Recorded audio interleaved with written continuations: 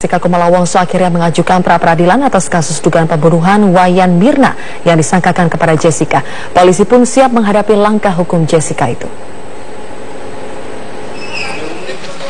Tanggal 15 Februari lalu, tim kuasa hukum tersangka kasus kopi sianida Jessica Kumala Wongso mengajukan permohonan pra-peradilan ke Pengadilan Negeri Jakarta Pusat. Padahal sebelumnya, tim kuasa hukum Jessica enggan mengajukan pra-peradilan karena pesimis bisa menang. Itu tidak ada perbuatan konkret. Jessica kan tidak pernah menaruh racun dalam kopi Mirna itu. Kalau ada menaruh racun, mana buktinya? Siapa yang berbuat kan belum jelas sekarang. Memang ada racun di TKP. Apakah diketemukan bukti bekas cyanida? Kan tidak ada. Benar atau tidaknya kan nanti itu ahli forensik yang menentukan. Sementara itu, Direktur Reserse Kriminal Umum Polda Metro Jaya Kombes Pol Krisnamurti sampai Selasa malam mengaku belum mengetahui objek pra-peradilan yang diajukan pihak Jessica. Namun, bidang hukum Polda Metro Jaya akan segera menyiapkan bahan-bahan yang dibutuhkan untuk menghadapi pra-peradilan Jessica.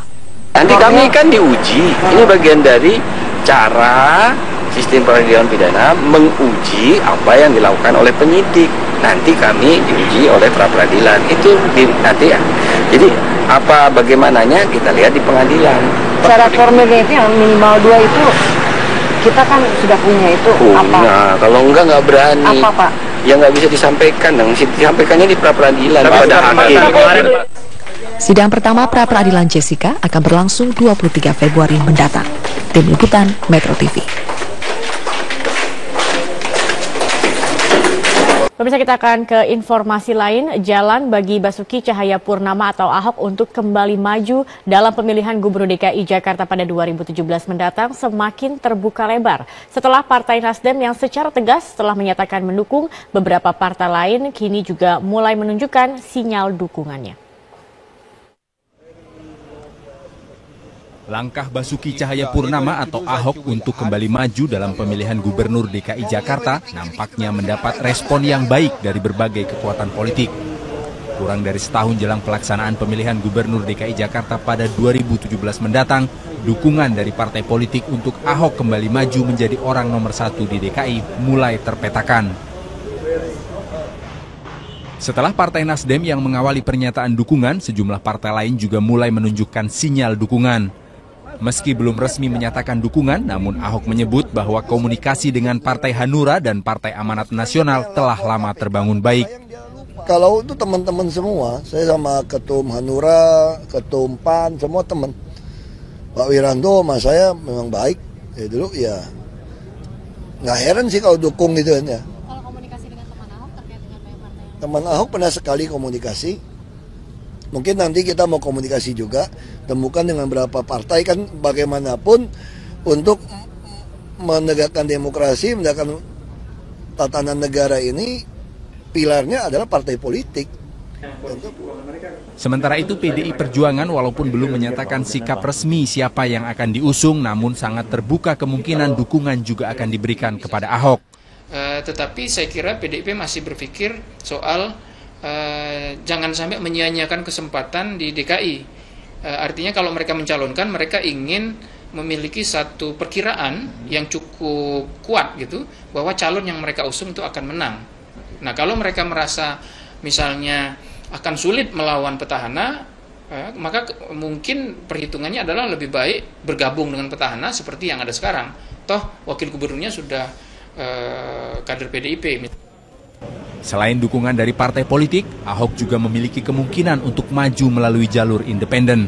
Relawan yang tergabung dalam Kawan Ahok hingga Februari ini telah berhasil mengumpulkan lebih dari 600.000 KTP dukungan dan menargetkan 1 juta KTP dukungan untuk Ahok dapat maju melalui jalur independen. Selain petahana, sejumlah nama lain juga mulai meramaikan bursa pemilihan calon gubernur DKI. Beberapa di antaranya adalah nama baru dalam panggung politik seperti pengusaha Sandiaga Uno yang diusung Partai Gerindra dan musisi Ahmad Dhani yang diusung Partai Kebangkitan Bangsa. Namun ada juga yang cukup memiliki pengalaman dalam birokrasi seperti Adiaksa Daud dan Yusril Ihza Mahendra. Tim Liputan.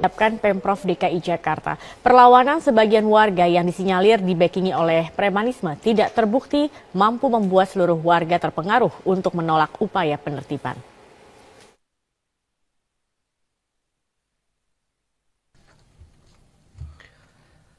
Rencana penertiban wilayah Kalijodo ternyata tidak sepenuhnya ditolak oleh warga. Setelah 2 hari surat sosialisasi penutupan lokalisasi Kalijodo disebarkan, hingga hari ini 18 kepala keluarga sudah mendaftarkan diri untuk direlokasi. Pemprov DKI Jakarta telah menyiapkan 3 opsi relokasi warga ke 3 rusunawa, yakni Rusunawa Marunda, dan Mogot, dan Cakung. Untuk dapat menempati rusunawa yang telah disediakan, warga harus memenuhi sejumlah persyaratan, di antaranya pemilik bangunan dan berstatus KTP DKI Jakarta. Marunda ada, kemudian juga ada Mogot, ada satu di Jakarta Timur, Cakung kalau tidak salah saya lupa namanya. Nah itu sudah tersedia sekarang ini, posisi sekarang ada 300. Dan nanti kita sisir lagi rumah susun mana yang bisa yang kosong itu bisa tempati di sana. Namun upaya sosialisasi yang telah dilakukan Pemprov DKI Jakarta dinilai belum cukup oleh sebagian warga. Warga menilai sosialisasi hanya sebatas pemberitahuan dengan surat tanpa dilakukannya dialog. Caranya menawarkan gimana? Secara manusiawi? Apa secara penculik? Berarti belum ada komunikasi langsung ya? Ini warga ini boleh ditanya ini. Ada nggak sosialisasi? Belum ada sama sekali. Sudah hampir setengah abad kawasan Kalijodo dikenal sebagai tempat lokalisasi dan perjudian. Setiap malam puluhan hingga ratusan juta rupiah perputaran uang berasal dari aktivitas dunia hitam tersebut. Di Reskrimum Polda Metro Jaya Kombes Pol Krisnamurti pun memiliki cerita di balik kerasnya dunia malam di Kalijodo. Saat menjabat sebagai Kapolsek Penjaringan, Krisna pernah mendapatkan perlawanan dari preman yang disebut penguasa kala itu. Sebagai Kapolsek bertanggung jawab untuk menyelesaikan masalah ini. Nah, problemnya adalah kekuatan mereka besar dengan premanisme, yang kemudian ada oknum-oknum ya tentunya yang harus kemudian dipilah-pilahkan. Dan bagaimana cara menyelesaikannya, saya menggunakan pendekatan-pendekatan. Kokohnya kawasan Kalijodo kini diambang senjakala. Menko Polhukam Luhut Binsar Panjaitan mengatakan negara tidak bisa diatur oleh kekuasaan premanisme. Negara ini nggak ada yang diatur oleh preman, berkali-kali saya bilang. Ya, ingat tuh. Semua, dengerin, kamu jangan ulang-ulang tanya saya. Semua aturan-peraturan yang ada itu yang kita tegakkan. Ngerti? Ya, nggak ada lebih dari itu. Terlepas dari dunia kelam prostitusi dan perjudian, upaya penertiban Kalijodo oleh Pemprov DKI Jakarta adalah untuk mengembalikan ruang terbuka hijau karena Kalijodo berada di bantaran sungai. Tim Liputan, Metro TV. Pemerintah Provinsi DKI Jakarta telah menyiapkan sejumlah tahapan untuk menertibkan kawasan lokalisasi Kalijodo. Langkah tegas akan dilakukan Pemprov jika masih ada warga yang menolak relokasi. Hal tersebut disampaikan Ahok saat menghadiri apel bersama TNI Polri dan pemerintah Provinsi DKI Jakarta di lapangan Jayakarta Makodam Jaya, Cililitan, Jakarta Timur pada Rabu pagi. Apel bersama ini digelar sebagai persiapan koordinasi menghadapi berbagai permasalahan yang ada di ibu kota Jakarta, termasuk persiapan penertiban kawasan lokalisasi Kalijodo. Ahok mengaku pihaknya telah melakukan berbagai tahapan untuk penertiban kawasan Kalijodo, termasuk melakukan sosialisasi. Ia menegaskan tidak akan ragu mengambil langkah tegas untuk mengembalikan kawasan milik negara tersebut sebagai jalur hijau. Senada dengan sikap Ahok, Pangkostrat Letjen Edi Rahmayadi juga menilai penertiban penting dilakukan di kawasan DKI Jakarta. Ia menegaskan pihaknya siap mendukung pemerintah Provinsi DKI untuk menertibkan Kalijodo. Semua aset kita lagi ambil kembali, balikin ke sesuai fungsinya. 3 minggu ini 11 hektar, Pak. Tahapnya gampang, kasih sosialisasi, kirim surat, SP1, walaupun dia selalu bilang nggak ada sosialisasi, padahal berita di mana-mana nggak ngerti katanya. SP1, SP2, SP3, terus SPB, ya udah SPB itu artinya itu surat perintah bongkar. Kalau nggak mau bongkar sendiri ya kami bongkarin, ya. Jadi kalau ibu kota tertib, berarti provinsi yang lain ini sebagai barometer, sehingga Jakarta, ibu kota ini harus tertib dari segala hal. Yang tidak tertib jelas kita dukung Bapak Gubernur untuk menertibkannya.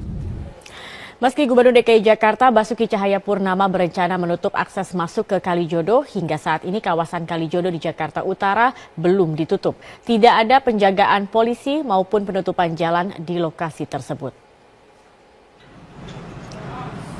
Aktivitas warga Kalijodo di wilayah Jakarta Utara berjalan normal, meski sejumlah warga mengaku cemas dengan rencana penertiban. Tidak ada penjagaan polisi maupun pemeriksaan identitas terhadap warga yang keluar masuk kawasan tersebut. Sebelumnya Ahok mengatakan akan menutup akses ke Kalijodo sebagai langkah awal pengosongan. Menurut Ahok, warga yang tidak berdomisili di Kalijodo akan dilarang masuk untuk menghentikan bisnis hiburan malam di kawasan tersebut. Kawasan Kalijodo akan dikembalikan fungsinya sebagai ruang terbuka hijau.